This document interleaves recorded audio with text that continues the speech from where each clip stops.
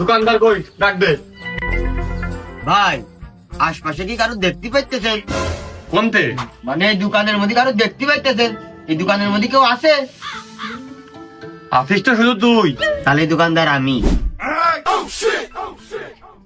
দোকানদার ডাক দে, আর কি পাইছিস? কসি দোকান আমার, আমি আবার কি করে ডাকবো? তুই দোকানদার? হ্যাঁ, কি লাগবে কোন? বুঝিস এইটাকে নিচেছে।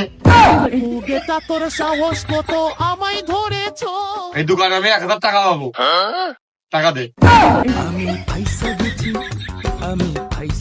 ও তাহলে আমি মনে হয় জানি নে, এইটা আমার আব্বার দোকান, আমি মাঝে মাঝে বসি। মাঝে মধ্যে বসিস কি সবসময় দাঁড়িয়ে থাকিস কি মাঝে মধ্যে ঘুমাস? ওইটা তো আমার দেখার বিষয় না। 1000 টাকা পাবো, 1000 টাকা আমার দিয়ে দে। তোর আব্বার কাছে কইছে রে যে ভাই 1000 টাকা হয়তো নিয়ে গেছে। তো ও আব্বা নিয়েছে, আমি দিলি হয় নাকি? শালা সারা এক চর মেরে এর বাটাম খুলে ফেল দেবো। প্রথমে এসে শুনলাম না দোকানদার কিটা বলি তো আমি আবার টাকা এখন দিতে পারবি না। ভাই ওই চা আর এই বিস্কুট খান, আব্বা আসলে আমি দেখতেছি। বিস্কুট খাই নাই, চা খেলাম, তারপর বিড়ির কথা কিটা হবে? এমনিতে মাথা গরম, আবার বিড়িতে আগুন, না জানি গরমে গরমে কি হয়। তোর আব্বা আসলে কোষ যে ভাই আইলো টাকা চাই ছুঁয়ে গেছে, এদিন যদি এসে আবার ফিরে রাতে হয় তোর আব্বার কিচ্ছু কব না, তো রেখে থাপে আর নাকের বদনার কানের ভালটা উঠে ফেলে দেবো করে দিলাম। কিসের মধ্যে কি এলো কিছুই তো বুঝলাম না। এদিক চা বিড়ি খাইলো, সেইটার বিলে তো কিছু কইয়ে গেল না, না জানি 1000-এর মধ্যে কেটে দেয়।